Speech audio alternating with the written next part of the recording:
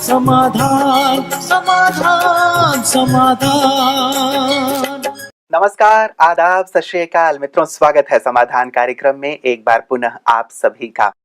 कबीरदास जी ने कहा है, जा मरने से जग डरे, मोह मन में आनंद, कब मरी हो कब पाई हो पूर्ण परमानंद।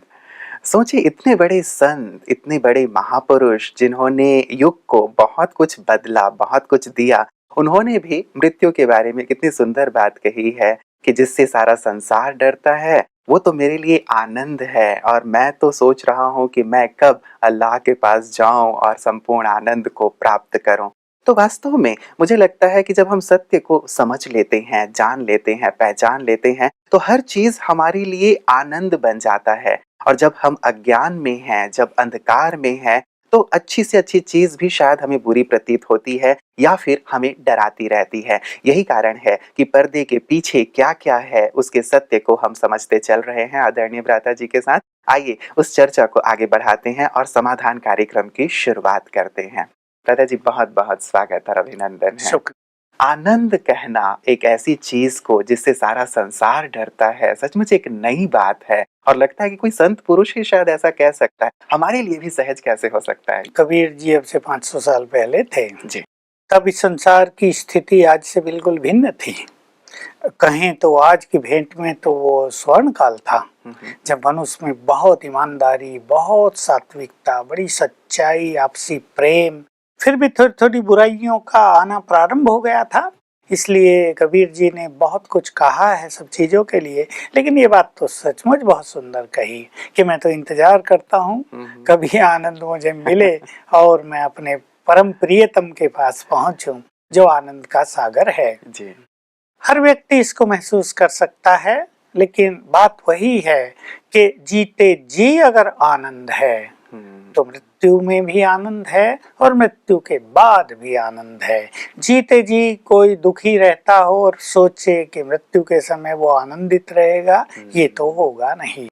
या जीते जी कोई बंधनों में बंधा हुआ हो, पाप कर्मों में जकड़ा हुआ हो, अनेक तरह की मोह ममता उसको अपने में फंसाए हुए हों और वो सोचे मरने के बाद मुक्ति हो जाएगी, तो ये भी इम्पॉसिबल है। इसलिए मनुष्य को अभी से अशरीरीपन का अभ्यास करना चाहिए। इसको हम दूसरे शब्दों में जीते जी मृत्यु का अनुभव कह सकते हैं। आत्मा अलग, ये देह अलग, इससे हमें डीप साइलेंस की अनुभूति होने लगती है। आत्मा बहुत गहन शांति में पहुंच जाती है और शांति की ये चरम सीमा ही परम आनंद कहलाती है।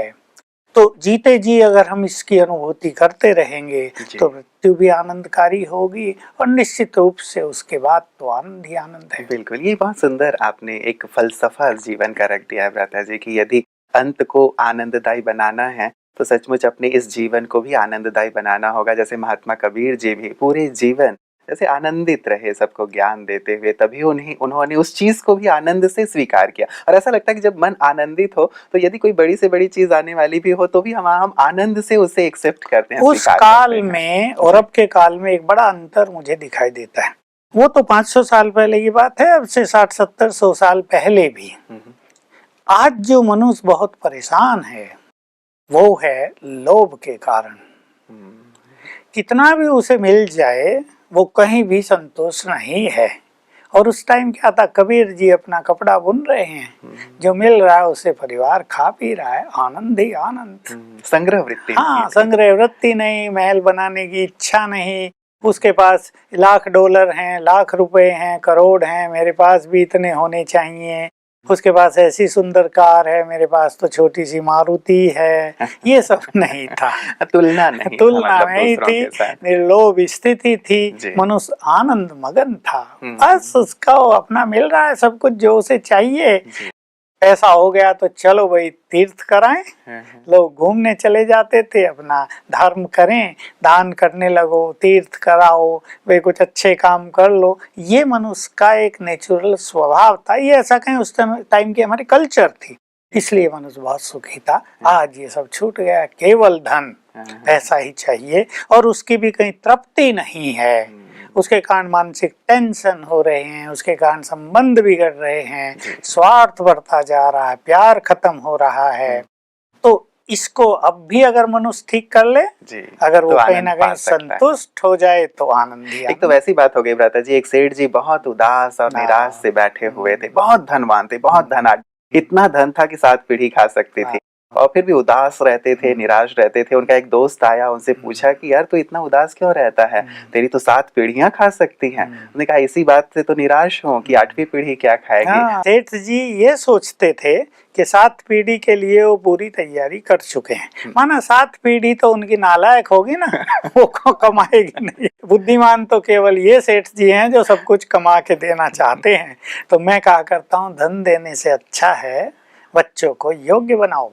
अब कुछ ना दो उन्हें, इतना योग्य बना दो कि वो आपको देने लगे। मेरे पास ऐसे कई युवकों के उदाहरण हैं, बिल्कुल प्रैक्टिकल सत्य आज हैं, जो अपने माँ बाप को कहते हैं। एक इंजीनियर लड़का है, उनको अपनी फैक्ट्री है इलेक्ट्रिसिटी की, बहुत सारी चीजें वो तैयार करते हैं।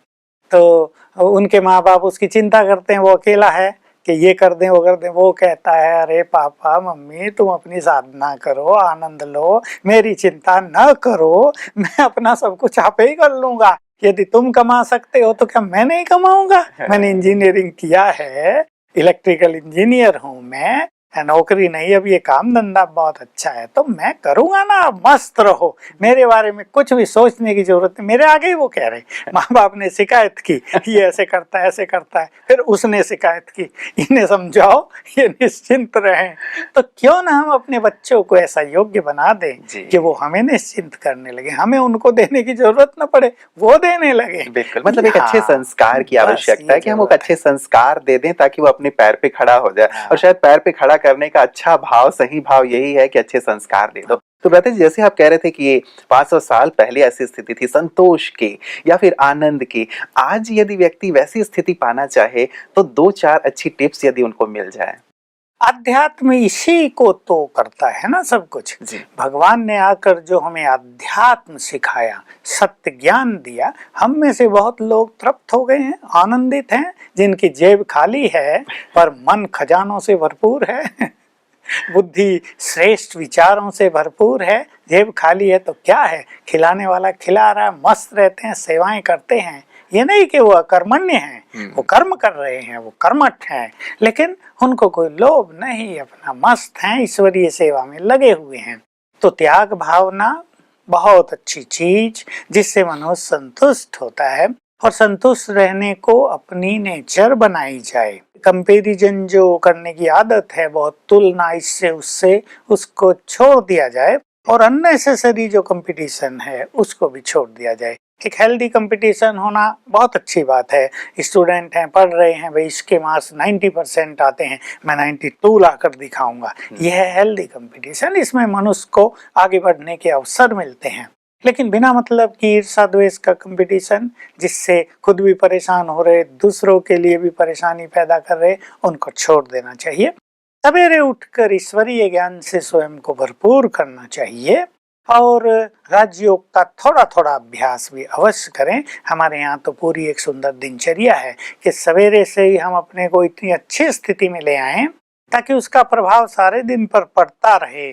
तो ऐसी कुछ चीजों का ध्यान रखेंगे तो जीवन शांति से भरपूर होगा और आनंद ही आनंद रहेगा। बिल्कुल, जैसे यहाँ पे सभी के चेहरे पे आनंद दिखाई देता है, एक संतोष, एक परम संतोष मैं कहूँगा वो दिखाई देता है। शायद ऐसी दिनचर्या को अपनाने या फिर एक ऐसी लाइफ स्टाइल हो जाए हमारी। एक चीज और मैं इसमें जोड़ दूं, आपने ये जो बात कही, हमारे यहाँ जो सबके चेहरों पे संतोष, खुशी और स्माइल दिखाई देती है, उसका एक कारण और है जिसको हमारे सभी दर्शकों को जानना चाहिए। ये सेल्फ एप्रिसिएशन नहीं है, सेल्फ प्रेज नहीं है। यहाँ जितने लोग रहते हैं, हमारे हजार तो हमारे यही हैं तीनों आश्रमों में, और भी जो हमारे यहाँ आने वाले जिनके चेहरों पर ये शांति और संतोष है, उसके पीछे रहस्य ये है क्योंकि उनका प्रभु मिलन हो गया, उन्हें संपूर्ण सत्य ज्ञान मिल गया, उन्हें कहीं भटकने की आवश्यकता नहीं है। उनके दिल से ये आवाज निकलती है, पाना था सो पा लिया, भगवान ही मिल गए, वो अपने सर्व खजानों सहित हमारे पास आ गए, श्रेष्ठ भाग्य की सौगात लेकर हमारे द्वार पर आ गए हैं देने के लिए। तो सब कुछ मिल गया। इस फीलिंग और इस एक्सपीरियंस के बाद मन तृप्त हो गया। इसलिए सबके चेहरों पे संतोष, कर्मठता का भाव और बहुत अच्छी एक नेचुरल स्माइल दिखाई देती है, बनावटी नहीं। कई लोग तो ऐसे ही मुस्कुराते हैं कोई आया तो मुस्कुराना ही चाहिए, लेकिन एक नेचुरल अंदर की मुस्कुराहट, अंदर का आनंद उनके चेहरे से, उनके होठों से दिखाई देता है। बिल्कुल, लोगों के चेहरे पे तो एक शब्द कहते हैं प्लास्टिक स्माइल, जो बनावटी स्माइल है, लेकिन सचमुच यहाँ तो दिल से हम देखते हैं। और जो बात आपने कही है भ्राता जी, सचमुच बहुत गहरी और गहन है कि उस परम सत्ता को पा लेने के बाद तो वैसे भी आत्मा तृप्त हो जाती, आनंदित हो जाती, फिर तो कोई तलाश बाकी ही बिल्कुल तलाश ही उसकी थी। कई लोग हमारी ये बात सुन के सोचेंगे कि हम अपना प्रचार कर रहे हैं। प्रचार नहीं, ये सत्य है। और जिसको भी प्रभु मिलन का सुख चाहिए, जिसको इस आनंद रस का पान करना है, उसको अवश्य सत्य ज्ञान लेना चाहिए। और ये प्रभु मिलन का समय है, उसका सुख उठाना चाहिए। भगवान आखिर हमारा पिता है। ये कैसे हो सकता है कि पिता अपने बच्चों से मिलता ही ना हो? बच्चे उसे ढूंढते ही रहेंगे क्या सदा? तो उनकी पुकार सुन के वो कभी मिलेगा नहीं। वो प्यार का सागर है, तो क्या वो अपने बच्चों को प्यार देना नहीं चाहेगा? किसी का बाप या माँ बहुत प्यार देने वाले हों, लेकिन बच्चों को देते ना हो, तो भला कैसे होगा? कौन तो उन्हें प्यारे मानेगा और कैसे ये संबंध उनका स्वीकार्य होगा? तो भगवान भी प्यार का सागर है, प्यार देने आता है, त्रिकालदर्शी है, ज्ञान का सागर है, ज्ञान आकर देता है, प्रैक्टिकल में देता है।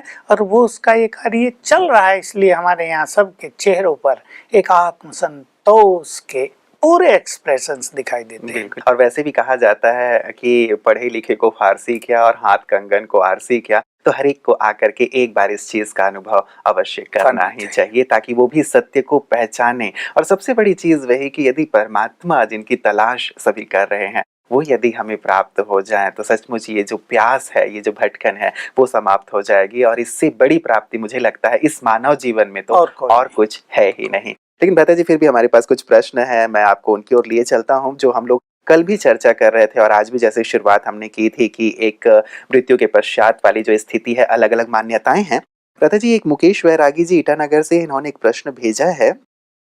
ये कहते हैं कि कई धर्म और संप्रदाय ये मानते हैं कि मृत्यु ठीक वैसा ही है जैसे पानी से बुदबुदा निकला और पानी में समा गया, या सागर से ही नदियां बनी और अंततः सागर में ही जाकर समा गईं। वैसे ही क्या मृत्यु के बाद हम ब्रह्म में लीन हो जाते हैं? एक आम मान्यता ये है, लेकिन आजकल तो क्या है, ना तो कोई इसके बारे में सोचता, न जानता, न ये कहीं सुनाई जाती। किसी महान संत ने शरीर छोड़ा तो लोग कहेंगे ब्रह्मलीन हो गया।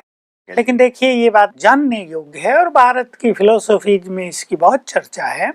आत्मा अविनाशी है। वो ऐसा नहीं है कि परमात्मा से बुदबुदा निकला था, वो उसका पार्ट है। एक भगवान के पार्ट होते नहीं, वो तो अखंड ज्योति है, उसके पार्ट नहीं होते। वो फिजिकल नहीं है जिसके पार्ट किए जा सके। ये कहते हैं शायद वो कि हम भगवान के अंश हैं, तो क्या अंश नहीं? इसका अर्थ ये होता है हम अंश नहीं है, आत्मा का अपना अलग अस्तित्व है। इसका अर्थ ये होता है कि परमात्मा की शक्तियों का अंश हमारे अंदर है, उसकी प्योरिटी का अंश हमारे अंदर है। वास्तव में आत्मा का अस्तित्व भी अलग और परमात्मा का अस्तित्व भी अलग है। तो न वो उससे निकली है, न उसका जन्म हुआ है, अन्यथा उसको जन्म लेने वाला माना जाएगा ना। आत्मा तो अजर अमर अविनाशी है। और अगर ये मान लिया जाए कि बुदबुदा पुनः सागर में विलीन हो जाएगा, तो बुदबुदे का तो अंत हो गया, माना आत्मा का भी अंत हो गया। आत्मा का कभी अंत नहीं होता है। तो आत्मा न परमात्मा में लीन होती है, वो दोनों अलग अलग। इस शब्द पे हम ध्यान दें, आत्मा परमात्मा में लीन होती है। इसका अर्थ हो गया दो हो गए ना, एक है नहीं, तभी तो दोनों लीन होंगे ना। तो वो दो हैं और दोनों ही अविनाशी हैं, अजर अमर हैं। दोनों का ही अस्तित्व कभी समाप्त नहीं होता है। इसलिए ये बात भी वास्तव में दूसरे रूप की थी जो इस रूप में प्रचलित हो गई, और वो थी कि हम परमात्मा के लव में, प्यार में लीन रहें। ऐसे खो जाएं उसके प्यार में, मानो हम और वो एक हो गए। वैसे भी कहा जाता है कि ऐसे खो जाओ कि एक ही दिखाई। कई लोगों की ऐसी जैसे संत महात्मा साधक हैं जो लगातार ये साधना करते रहते हैं एक लक्ष्य लेके कि बस इस आवागमन के साथ जो हमारा ये आना जाना है इसे हम छूट जाएं और उस परम ब्रह्म में ही लीन हो जाएं सदा के लिए। तो क्या उनकी ये साधना निरर्थक हो जाती है या कुछ प्राप्ति उनको होती? हाँ, बहुत सुंदर प्रश्न है। और पहले मैं तो इस बात पे चर्चा करता हूँ, आना जाना, आवागमन जी, कहाँ से आना और कहाँ जाना, इससे प्रश्न उठता है ना। इस बात की अगर मनुष्य को जानकारी नहीं है तो वो जाएगा कहाँ।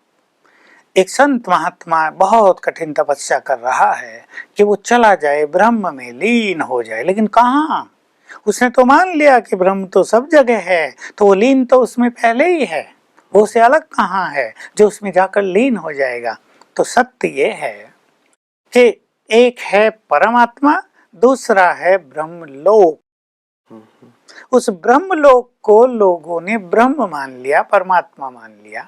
ब्रह्मलोक, लोक स्थान, रहने का स्थान, परमात्मा के रहने के स्थान को ब्रह्मलोक या परलोक कहा जाता है। तो जब आत्माएं मुक्त हो जाती हैं, जिसके लिए लोग साधनाएं करते हैं, तो वो मुक्ति धाम भी इसे कहते हैं, ब्रह्मलोक को। मुक्ति धाम में जाके निवास करती हैं। तो वहां आत्मा अपने मूल स्थान में, जिसको परम धाम भी कहते हैं, ब्रह्मलोक भी कहते हैं, वहां जाके रहती है। तो उसको ऐसा ही लगता है बस वो अपने घर में गहन शांति में है, लीन हो गई है उसमें, क्योंकि उसके साथ वहां देह नहीं होता। और जब देह नहीं है तो ब्रेन नहीं है, तो मन बुद्धि एक्टिव नहीं रहते। वहां वो बिल्कुल निसंकल्प है। वहां उसके चित्त में कोई संकल्प, कोई विचारधारा, कोई संस्कार, ये सब नहीं है। उस स्थिति को कहा गया है ब्रह्म में लीन हो जाना। तो जो ये हमारे साधक साधनाएं कर रहे हैं, उनकी गति बहुत श्रेष्ठ होती है। नो डाउट, कोई भी व्यक्ति साधना करेगा उसके कुछ विकर्म भी नष्ट हो जाते हैं। लेकिन एक रहस्य इसमें यह भी जानने का है, जो स्वयं भगवान ने ही आकर बताया है। एक बार आत्मा जब ब्रह्मलोक से इस धरा पर आ गई, तो वो तब तक यहाँ पुनर्जन्म लेती रहेगी जब तक स्वयं भगवान कल्प के अंत में आत्माओं को वापस ले जाने के लिए न आए। इसलिए भगवान को ही मुक्ति दाता कहा जाता है। ये जो साधनाएं लोग करते हैं, इससे उनके बहुत सारी अच्छी चीजें जमा होती हैं। उनके मन में बल बढ़ जाता है, उनकी बुद्धि में दिव्यता आ जाती है, यानी उनके पास ईश्वरीय बल आ जाता है। तो इन लोगों के द्वारा क्या होता है, जन कल्याण का कार्य होता है। ये यहाँ कोई भक्ति को बढ़ावा देते हैं, कोई पुण्य कर्मों को बढ़ावा देते हैं, कोई नैतिकता, हमारी जो महान कल्चर है उसको बढ़ावा देते हैं। तो इनकी आध्यात्मिक साधनाएं एक तो ये काम करती हैं।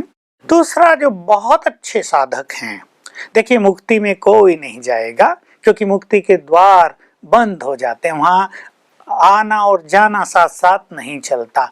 एक बार सबको आना है धीरे धीरे, वन वे, अंत में एक बार सबको जाना, वन वे रहता है ये। लेकिन ये बात बहुत ही इम्पोर्टेंट है जो आपने पूछी है। जो लोग बहुत अच्छी साधना कर रहे हैं, कई लोग ऐसे हैं समाधिस्थ हैं, लंबे लंबे काल तक समाधिस्थ हैं। थोड़े लोग हैं ऐसे, ये आम साधु सन्यासी नहीं जो आजकल शहरों में बैठे हैं मठ बनाकर, वो नहीं। वो बहुत पहुंचे हुए महात्मा कुछ पहाड़ों की खंडराओं गुफाओं में हैं, अभी भी हैं।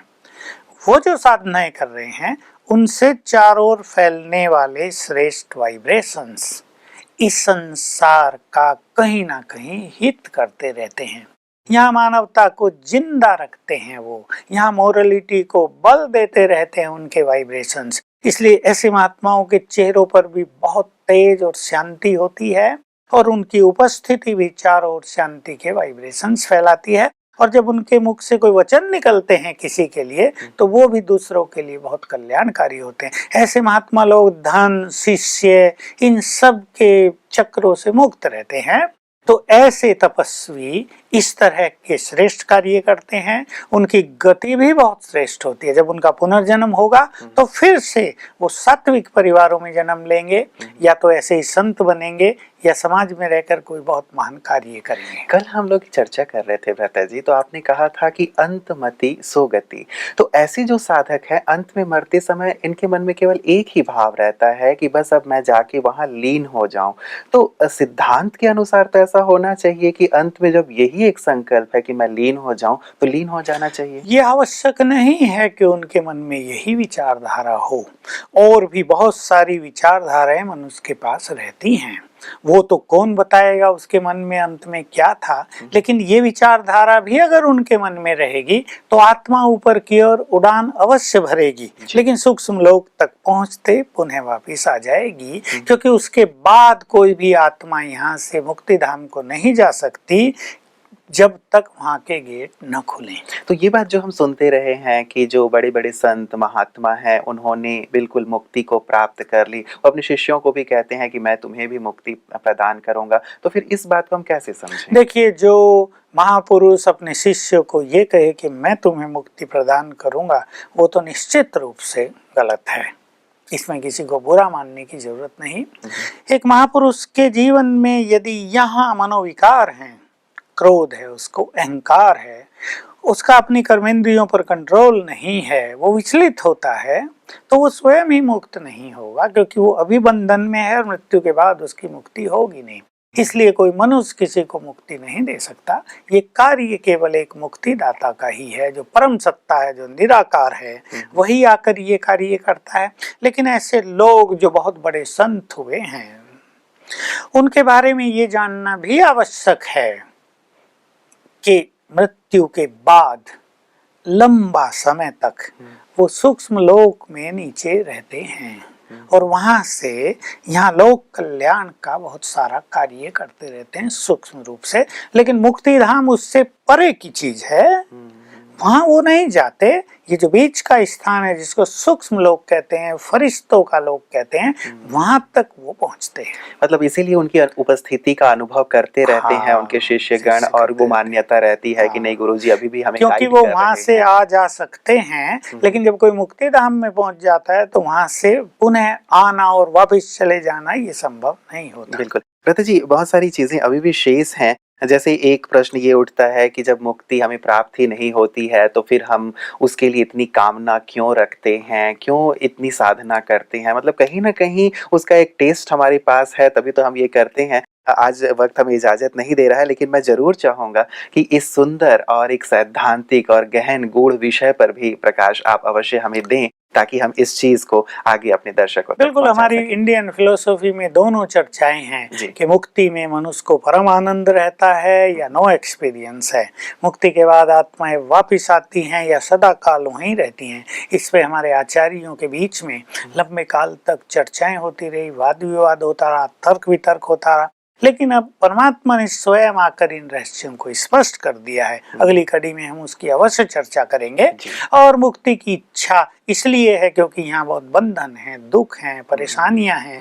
मनुष्य अपने जीवन से दुखी हो जाता है, लेकिन जो लोग बहुत सुखी हैं वो नहीं चाहेंगे मुक्ति, वो कहेंगे आनंद है, मुक्ति में क्या करना। जैसे एक एक्टर स्टेज पर एक्ट करने को एंजॉय करेगा ना, घर में बैठने को नहीं, तो मुक्ति ऐसे ही है जैसे घर में बैठ जाना निष्क्रिय होकर। लेकिन जो हीरो एक्टर हैं, जो अच्छे एक्टर हैं, वो फील्ड में रहकर कुछ महान कार्य करना चाहेंगे। इसकी चर्चा अवश्य बिल्कुल, बहुत बहुत सुंदर बात आपने कही है भ्राता जी, और सचमुच इस पे प्रकाश की जरूरत है कि क्या जाके बैठ जाना ठीक है या एक्टिंग करना श्रेष्ठ है। सुंदर चर्चा है, मैं चाहूंगा इस पे और प्रकाश आपसे लेना। आज के लिए आपका बहुत बहुत शुक्रिया। मित्रों, किसी महापुरुष ने बहुत सुंदर बात कही कि मृत्यु क्या है और मोक्ष क्या है।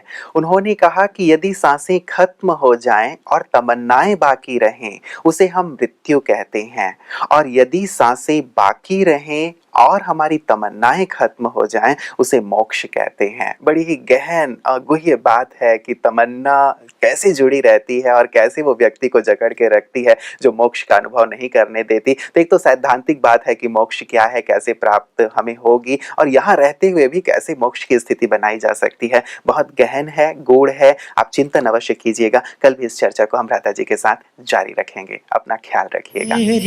नमस्कार।